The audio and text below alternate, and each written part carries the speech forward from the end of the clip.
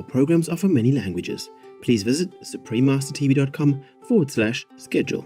Nos programas offrent plusieurs langues. Veuillez visiter suprememastertv.com/schedule. Nuestros programas ofrecen varios idiomas. Visiten suprememastertv.com/schedule. Nossos programas oferecem vários idiomas. Acesse suprememastertv.com/schedule. हमारे कार्यक्रम पेश किए जाते हैं कई भाषाओं में. कृपया देखें suprememastertv.com/schedule. 我们的节目提供多种语言，请看 suprememastertv.com/schedule。 Rancangan kami menawarkan banyak bahasa. Sila kunjungi suprememastertv.com/kehadapan-schedule. برامجنا متوفرة بالعديد من اللغات. يرجى زيارة suprememastertv.com/schedule. Наши программы предлагают много языков. Пожалуйста, посмотрите suprememastertv.com/schedule. I nostri programmi sono offerti in molte lingue. Consultate suprememastertv.com/schedule. Even though it's a bad story, negative story, but it wakes people up and touch their heart, so their heart become more open, more compassionate, and then their mind and their spirit become more diligent. Yeah, understand why I have to practice, why I have to be good. Please continue watching to find out more. Supreme Master Ching Hai's lectures are not a complete meditation instruction. Please do not try alone. For free of charge guidance, please visit godsdirectcontact.org or contact any of our centers near you.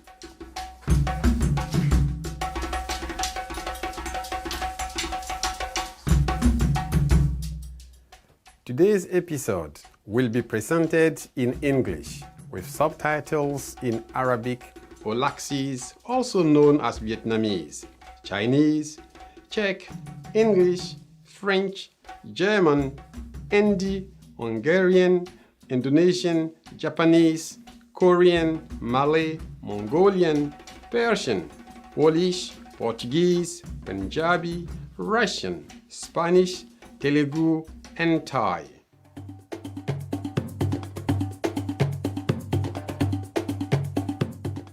Mes chaleureuses salutations, gentils téléspectateurs. Je m'appelle Abotano et je viens de Noé, dans l'éblouissante Côte d'Ivoire. Notre peuple sympathique vous envoie son amour inconditionnel.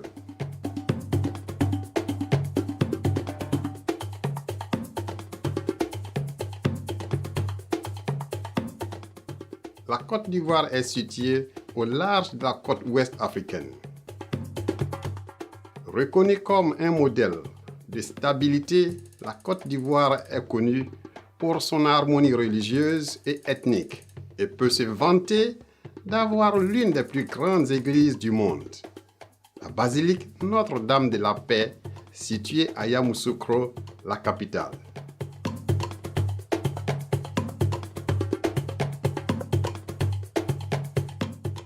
Avec son économie bien développée, cette nation francophone est également le plus gros producteur et exportateur de fèves de cacao. Elle représente un tiers de l'offre mondiale de cacao.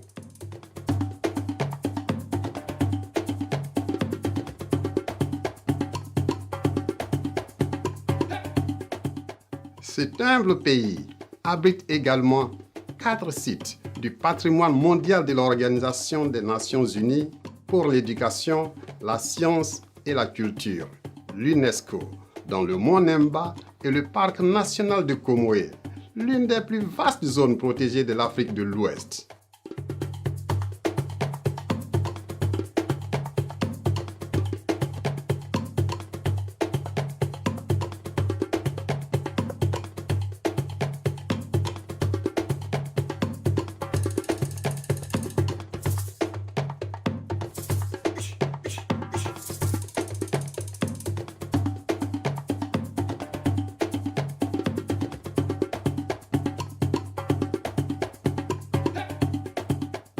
C'est un pur délice que de partager un aperçu de la belle Côte d'Ivoire avec vous, précieux téléspectateurs. Nous souhaitons que vos jours soient remplis d'amour pur et de rire.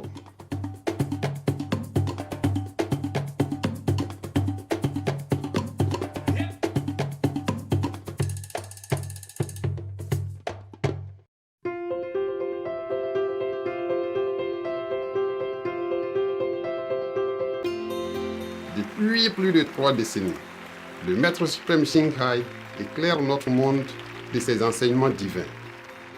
Maître totalement illuminé, elle enseigne la méthode de méditation Kuan à ceux qui désirent découvrir immédiatement la nature de Dieu intérieur et parvenir en cette vie à la libération éternelle du cycle de la réincarnation. La méthode Kuan a été pratiquée par tous les maîtres illuminés tels que le Bouddha, Confucius, Guru Nanak, Jésus-Christ, Lao Tse, le Seigneur Krishna, le Seigneur Mahavira, le prophète Mohammed, que la paix soit sur lui, et bien d'autres. Elle souligne que si nous nous souvenons toujours de Dieu, rendons service aux autres de façon désintéressée et suivons les lois de l'univers, nous atteindrons notre potentiel le plus élevé en tant qu'être humain et comprendrons vraiment notre mission sur Terre. Le Maître suprême Shinghai est un extraordinaire exemple vivant de compassion, envoyant régulièrement une aide matérielle et financière, ainsi que de l'amour aux réfugiés, aux sans-abri, aux victimes de catastrophes naturelles et à d'autres nécessitant des secours. Le Maître suprême Shinghai est profondément reconnaissante envers Dieu bien-aimé pour toute l'aide financière et réconfort et soutien qu'elle a pu apporter aux affligés et nécessiteux et ou à toute bonne cause au fil des ans, en tant qu'humble instrument de sa compassion, de son amour pour ses précieux enfants. Le Maître suprême Shinghai reçoit le soutien et l'amour de diverses organisations, médias, gouvernements et particuliers, et il lui décerne de nombreux prix, notamment le prix Gucci de la paix en 2006, considéré comme le prix Nobel de la paix en Asie. Le prix du leadership spirituel mondial en 1994, le prix Mahavir en 2008, le 22 février et le 25 octobre, tous deux proclamés jour du Maître suprême Shinghai et la citoyenne honoraire des États-Unis, etc. Et a été honorée au fil des ans de nombreux autres prix et reconnaissance pour ses actions philanthropiques et humanitaires exceptionnelles.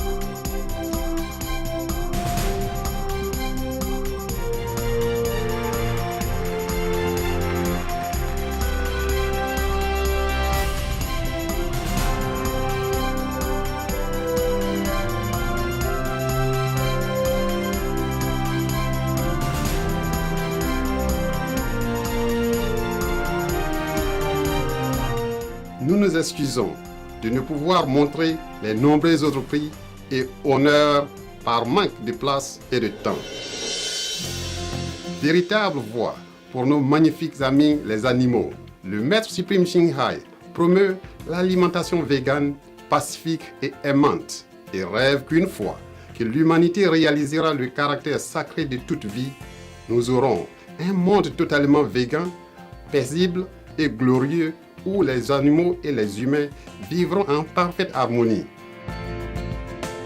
Ces initiatives pour diffuser la tendance végane sont multiples. Elles ont inclus la distribution du dépliant le mode de vie alternatif, des restaurants végans internationaux Love and Heart, des sociétés de produits alimentaires végans, des produits en fourrure végane, Supreme Master Television, ainsi que des conférences régulières avec les dirigeants de gouvernement et des médias, et sa participation à des conférences télévisées sur le changement climatique, etc. Que nous le sachions ou non, ces efforts ont eu une énorme influence en sensibilisant de par le monde au mode de vie qui respecte les animaux et au fait que cette voie bienveillante peut apporter une paix durable entre les nations tout en sauvant notre planète du changement climatique et des catastrophes. Pendant des années, le maître suprême Ching a voyagé dans le monde entier, des Amériques en Afrique, de l'Europe à l'Océanie, et elle a donné des centaines de conférences en public ou à ses disciples sur divers sujets spirituels.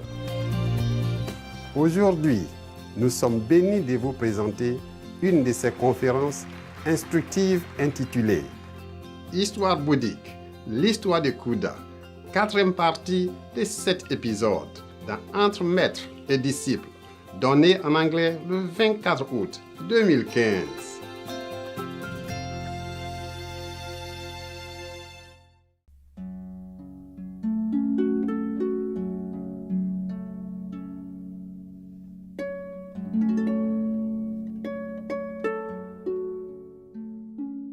But the ants and the fly did not really want to kill him. They just see the blood and they came. And even then they go to heaven. So the person, the hunter, got the skin from the golden animal and brought it back to the kingdom. The king was very, very pleased and praised him, and give him a lot of money and gold and give him some position, high position. And then the king used that fur to put on his bed where he sleep. Whenever he sleep on it, he feel very peaceful and happy. Imagine that. Because when he died, he did not have any hatred in his heart. Before he died, after he died, during he died, he didn't have. Just peace and love. That's why when the king lay on it, that's why the king feel very peaceful and happy. And even the ants and the flies also went to heaven because of his loving energy. Understand?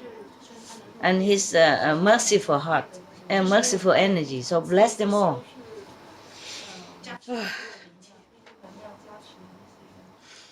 So now the Buddha reminded Anand like this. Anand, you should know, Khuda, who was Khuda at that time, it was my incarnation, one of my incarnations. And Famadak, the king at that time, is now Devadatta. Yeah, we could guess. The flies and the ants that was eating flesh and drinking my blood or Khuda blood at that time, when I just attained Buddhahood, all of them, I preached and all of them went to heaven, attained heaven, different heavens. Even not just when he died, but after he became Buddha, they also went to heaven too. Because all these ants and flies, after they went to heaven, of course, their time is up, and then they come down, become humans again. And at this time, many aeons afterward, Buddha became Buddha and also saved them, saved their soul, liberated them too. My God. Would you still like to be a Buddha? Tell me honestly. Can you? No, shake your head. At least you are honest. It's very difficult, isn't it? Yes. To save a being, you have to sacrifice yourself first to make affinity with them. You see, save them, help them in some way, or let them kill you even. At that time, Devadatta harmed my life and caused me suffering. Up to now, he has never any good intention toward me all this lifetime, up to now. Yeah. Every day he is thinking how he can harm me. Every day. Yeah. At that time, I, Anand, and the great assembly heard the Buddha say this. Everybody was very sad and touched inside. Many people, because of that, became more diligent in their practice. So they attained Tuda Huan, Tuda Nam, Tuda Ham, Arahan, etc. Yeah, a different level of consciousness because of that story alone. Even though it's a bad story, negative story, but it wakes people up and touch their heart. So their heart become more open, more compassionate. And then their mind, their spirit become more diligent. Yeah. Understand why I have to practice, why I have to be good. So immediately many people attain higher consciousness immediately, even to up to Arahat. So therefore bad story is not always bad. Yeah. It depends on who say it and with what intention. Yeah. And depends on who listen. And depends on what the listeners make use of that also. You see? Yes. Even somebody also saw the seed of Patekya Buddha, alone Buddha. Yeah. And some people even aspire to become Buddha right there. And some people already attain the non-regressing level of consciousness. Everyone, whoever was there, happy and received some blessing in any way from that. And they all bow to the Buddha and let him take rest after that. We should really thank the past masters, monks and nuns and scholars who have taken time to record what the Buddha is teaching after the master's nirvana. And also for the past and present persons, lay or monks or nuns who have really dedicated themselves, sacrificed their time and precious health or under any difficult situation to translate this so that I can read it to you. And we have to thank them. And may they be blessed forever by all the Buddhas, past, present, and future. May their merit be immense. May they be liberated forever. Thank you. Wow, my God. Incredible, huh? Wow. God. That is the difference between killing the animal and killing the animal. This animal was one of the Buddha's incarnation. Now you ask me why the Buddha became animals. Why?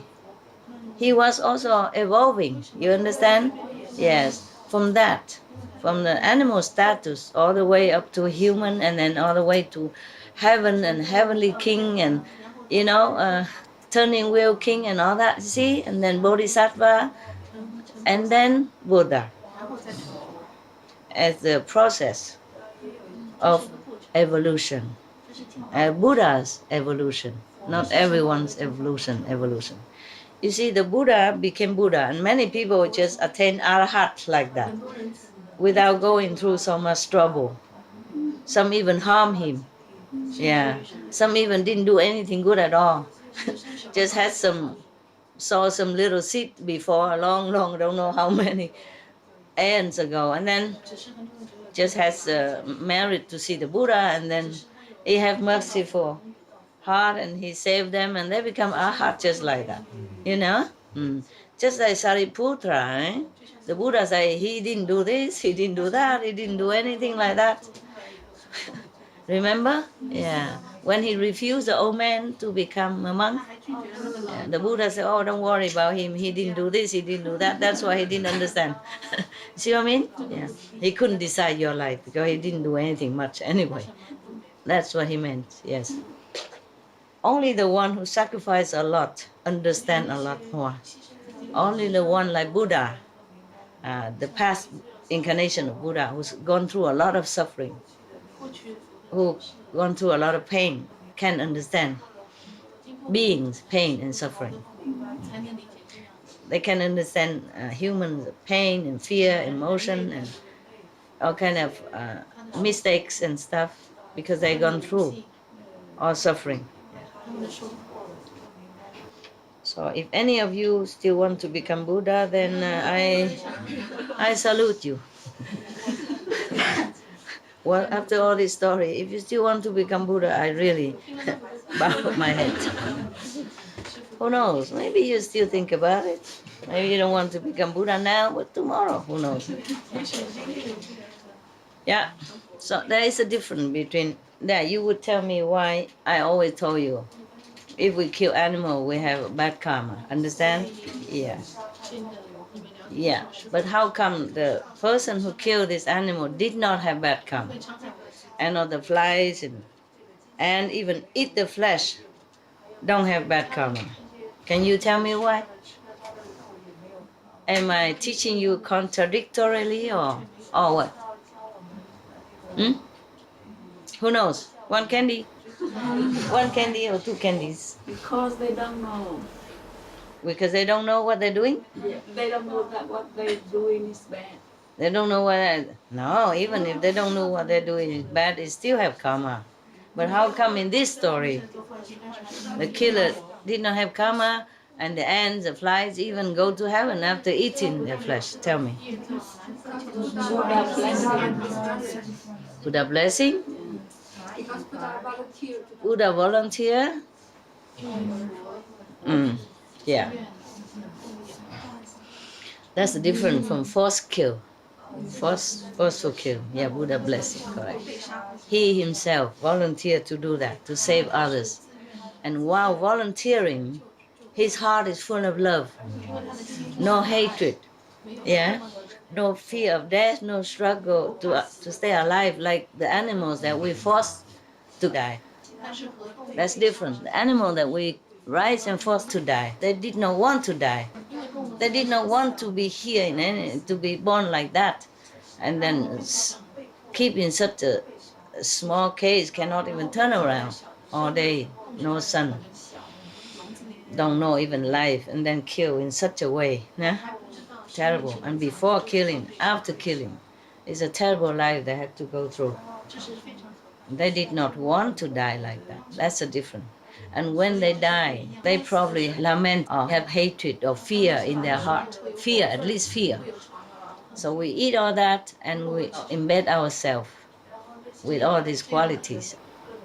Not to talk about all the hormone, all the medicine, all the terrible stuff that they put into the animals, antibiotics, tons of them. That we have to digest as well. And day after day, imagine how much you put in your body, how much of the toxic medicine put in your body. Yeah. Normally, if we are sick, for example, very sick, infection or something, the doctor prescribed to us only like some antibiotic, maybe 3 days, 4 days, 5 days, 7 days. Yeah, no more than that, because it be harmful to our bodies, to our immune system. Imagine day after day eating beef and pork full of this, full of antibiotic, because they live in filth and they live in cold and they have infection and they always have to have injection or medicine. antibiotic or hormone supplement, all kind of stuff that go in there. And not to talk about they are fed with these not normal kind of feed even. They feed them fish with full of mercury, full of toxin from the environmental waste already.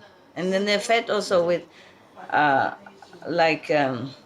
maybe GMO, like these trans kind of cereals as well. So all kind of this mix in the body of a human. No wonder people cannot think straight. No wonder people gone crazy and do things that they normally would not. Too much conflict in the body cannot bear. The food we eat nowadays, if it's not bio, then it's so many insecticide and pesticide and all kind of poison, and the water they use to water is already also full of poison already. All kind of poisonous substance that came from paper company, toilet paper company, from any insecticide that run in the stream, all kind of thing already. And then eat the cereals full also insecticides. And then eat the animals also full of insecticide and toxin, antibiotic, and etc., etc. Do you understand? Truly, human are very poor creature nowadays. It's like a laboratory. There's all kind of poison dumped into that. And our body is very delicate, the cells are delicate and intelligent. And we're bombarded with all kind of foreign and harmful substance like that. How can a human bear it? It go into the brain, it go into the heart, it go into the cell, it's in the bloodstream, and people just get sick and don't know why. And they go crazy and they don't know why. They do wrong thing, they don't know why. It's really pitiful to be pitied. Understand now? In the old time, it's much better than now. Suppose you eat meat in the old time, then there's less toxin than now. That time the water and everything is still clean, more clean than now. And we don't have that many animal farms then. So of course the air is also more clean. We don't have cars, we don't have all kind of fume, exhaust that went into the air. We don't have a lot of CO2 and all that. The air was cleaner, water cleaner, and the food is more pure, more organic, yes. That's why at that time people follow the Buddha. Many of them have quicker enlightenment, higher enlightenment in a shorter time. And nowadays we do have also, yes. It's just more difficult for us now. And you are the heroes. You're also saving lives, okay? You're also bodhisattva in some way. Because the meat you don't eat, that means many chickens are not killed, less, you see? And many cows are still alive because of you. Many pigs are still alive because of you. Or not hurt, not harmed because of you don't eat. You eat no meat, then less animals are killed, you see? So some way, indirectly you save many lives too. So you are also bodhisattva, even though you have not you don't have, not all of you have good experience inside, but outside you have. You feel healthier, you feel more peaceful, more tolerant, with everybody, and you accept many things that before you would not accept. I don't say all of you are that, but most of you are, and I'm very proud of you. There's a song, a Euro contest song that won the prize this year from Sweden. They say we are the hero of our times, and I agree with that. You are the hero of our time. Of our time, You save lives quietly, and that's heroism. That's bodhisattvahood, okay? So even if my teaching don't bring you to Buddhahood yet, At least it brings you to good human. Yeah, you become a good human. And that is something that you should be proud of already, right? Yeah, you save lives. You know it, and it's good, it's good. Yes. But all this Bodhisattva story is also good for you, even though some are so gruesome. But nowadays, even this story can be true too. Yeah, it's true everywhere. We skin, we chop the animals day in, day out. Billions of them every year, all kind of animals. Innocent, harmless, helpless. So just one story like this is make you cling and make you feel so sad and crying. Imagine every day millions of animals are killed this way. More or less this way. Some are even skinned alive too, dogs, to get the fur. They just skin them alive, you know that. Before in China, a lot. And now I heard that the government forbid it because of many animals, organization protest and make noise, and so the government forbid it nowadays. I guess maybe less, but I don't think it's completely. This practice is not completely abandoned yet. Many other cruelty as well. Even the zoo and all that should be abandoned. Because they go out and, the laws say forbid the poacher to catch babies, animals, and all that to bring to the zoo. But if the zoo exists, then there will be always poachers to do it for money. For one small orangutan, for example, one baby orangutan, they have to kill many adults to get him, because they protect that baby with their life until they die. They protect that baby, therefore they have to kill all of them in order to get the baby out and bring it to the zoo. And we call ourselves humans. I think all the zoo and all that should be abolished. And all the selling of exotic birds and rare animals and all that, everything about animals selling, buying should be abolished. And then imprisoning a bear in a small cage like that and taking his vibe out of his liver like that is terrible. All this should be abolished. All this should be unlawful, illegal. And then all these people who does this should be fined, should be imprisoned, so that they stop doing this. Otherwise, if you say don't do this, don't do that, but all this practice still going on everywhere, under the table. Forbid the poacher to catch animal, but the zoo needs it. The zoo needs it, so how can the poacher not do it? You have to forbid from the root.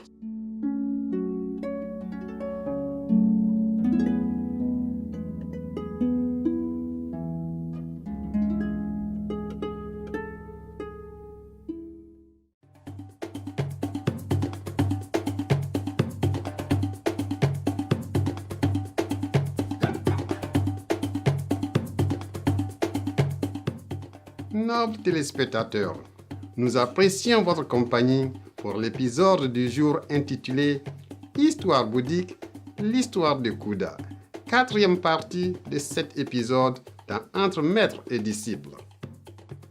Dans un instant, retrouvez extrait du livre de Khuda, 2e et dernière partie, dans Paroles de sagesse, juste après les nouvelles déceptions. Restez sur Supreme Master Television pour plus de programmes positifs. Que votre foi dans le divin vous apporte d'abondantes bénédictions et beaucoup de bonheur. Noble viewers, we appreciate your company for today's episode entitled Buddhist Stories, The Story of Khuda, Part 4 of 7. On Between Master and Disciples. Coming up next, is a selection from the book of Khuda, part 2 of 2, on words of wisdom, right after noteworthy news. Please stay tuned to Supreme Master Television for more positive programming. May your faith in the divine bring you abundant blessings and much happiness.